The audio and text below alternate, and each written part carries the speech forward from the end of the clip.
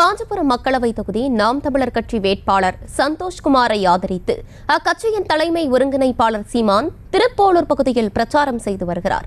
அதனை தற்போது நேரலையில் பார்க்கலாம். பெண்களுக்கு நாம் கொடுக்கிற முன்னுரிமையாக இருக்க முடியும். வெறுமனே வெற்றுக்குச்சலாக பயனில்லை. அதை யதார்த்தத்தில் நடைமுறையில் கடைபிடிக்க வேண்டுமானால் உங்கள் பிள்ளைகள் நாங்கள் செய்கிற முயற்சியை எல்லோரும் செய்ய வேண்டும் என்பதுதான். அதனால்தான் அதை அடிப்படை அமைப்பு அரசியல் மாற்றம் என்கிறோம். நாட்டின் முதல் குடிமகன் இது மக்களாட்சி தத்துவத்தை ஏற்றுக்கொண்ட நாடு. மக்களாட்சியின் தலைவி யார்? தலைவன் யார்? குடியரசுத் தலைவர். குடியரசுத் தலைவரை மக்கள் தேர்வு செய்ய முடிகிறதா? இல்லை, அந்த வாய்ப்பில்லை.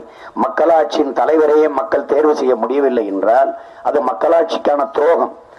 அது மக்களாட்சி தத்துவத்திற்கு எதிரானது. இன்றைக்கு இருக்கிற குடியரசுத் தலைவர் அம்மா திரௌபதி முர்மு அவர்களை மக்கள் தேர்வு செய்யவில்லை, மக்களால் தேர்வு செய்யப்பட்டவர்கள் தேர்வு செய்து கொண்டார்கள்.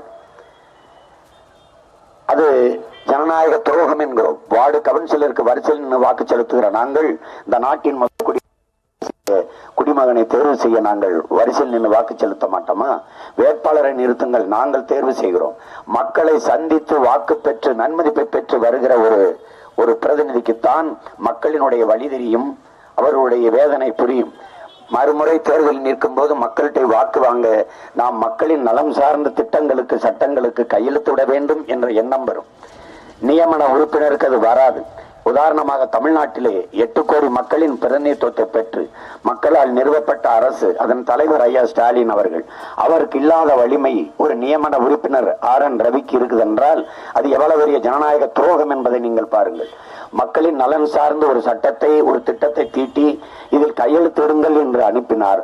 ஒரு ஒற்றை நபர் 8 கோடி மக்கள் நிறுவிய அரசு தேர்வு செய்து ஒரு சட்டத்தை முடிவு பண்ணி ஒரு திட்டத்தை முடிவு பண்ணி அனுப்பினால் ஒரு நியமன உறுப்பினர் கையெழுத்திட மறுக்கிறார். அப்படி என்றால் மக்களின் நலன் சார்ந்த திட்டங்கள் கிடப்பிலை கிடக்கிறது. இது ஜனநாயக துரோகம். இந்த அமைப்பை மாற்று என்கிறோம். இதுதான் அடிப்படை அமைப்பு அரசியல் மாற்றம் என்கிறோம். அரசியல் மாற்றம் என்றால் இங்கே கட்சி அரசியல் தேர்தல் அரசியல் தான் நீண்ட காலமாக இருக்கிறது. ஒரு கட்சி ஆட்சிக்கு வரும், தேர்தலை சந்திக்கும், ஆட்சிக்கு வரும். ஆட்சிக்கு வந்த பிறகு அடுத்த தேர்தலை பற்றியே சிந்திக்கும். அரசியல்வாதிகள் எப்போதும் அடுத்த தேர்தலை பற்றி சிந்திப்பார்கள். தலைவர்கள் மட்டும்தான் அடுத்த தலைமுறையை பற்றி சிந்திப்பார்கள். அடுத்த தலைமுறையை பற்றி சிந்திக்கிற தலைவர்கள் உருவாக வேண்டுமா, தேர்தலை பற்றி சிந்திக்கிற அரசியல்வாதிகள் வேண்டுமா என்பதை அறிவார்ந்த தமிழ் சமூக மக்கள் சிந்திக்கணும். இங்கே கட்சி அரசியல் தேர்தல் அரசியல் தான் இருக்கிறது. எது ஒன்றையும் ஆட்சிக்கு வந்த பிறகு மக்களின் நலன் சார்ந்து மக்களின் தேவை அறிந்து சேவை செய்கிற பழக்கம் இல்லை. அடுத்த தேர்தலில் எப்படி வெல்வது, அதை நோக்கி எப்படி திட்டங்கள் தீட்டுவது, இதேதான் அதைத்தான் தொடர்ச்சியாக செய்து கொண்டிருக்கிறார்கள். தேர்தலை குறிவைப்பார்கள். தேர்தல் வரும்போது சிலிண்டர் விலை 200 ரூபாய் குறையும். அப்ப இதுவரை அந்த 200 ரூபாய் இருப்பது மக்களுக்கு சுமையாக இருக்குது, கஷ்டமாக இருக்குது தெரியுது. அப்ப ஏன் குறைக்கல? தேர்தல் வரும்போது குறையுது. ஏன்னா கோபத்தில் இருப்பார்கள், வாக்கு போட மாட்டார்கள். அதுதான் ஏமாற்று என்கிறோம். அதான் தேர்தல் அரசியல் என்கிறோம். மக்கள் அரசியல் என்றால் மக்களின் சுமை, மக்களுக்கு வரி சுமை இருக்கிறதுன்றது.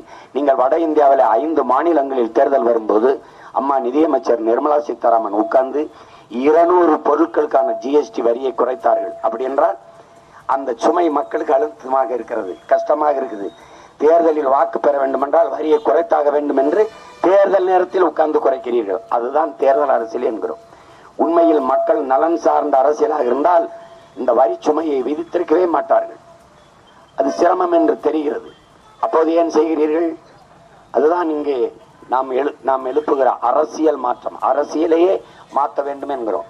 செய்தி அரசியலை தவிர்த்து செயல் அரசியல், சேவை அரசியலுக்கு வர வேண்டும். கட்சி அரசியல், தேர்தல் அரசியலை தாண்டி மக்கள் அரசியல், மக்களுக்கான அரசியலுக்கு வர வேண்டும் என்பதுதான் அரசியல் மாற்றம் என்கிறோம்.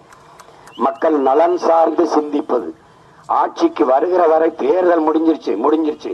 அடுத்த தேர்தல் வரும்போது அதை பற்றி சிந்திக்கலாம்.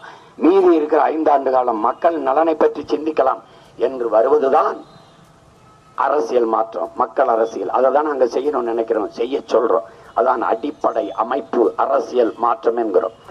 மக்களால் மாநிலங்களவை உறுப்பினராக யாரும் இருக்கலாம். மக்களால் தேர்வு செய்யப்பட்ட ஒருவர் தான் மந்திரியாக இருந்து அதிகாரத்தை செலுத்த வேண்டும்.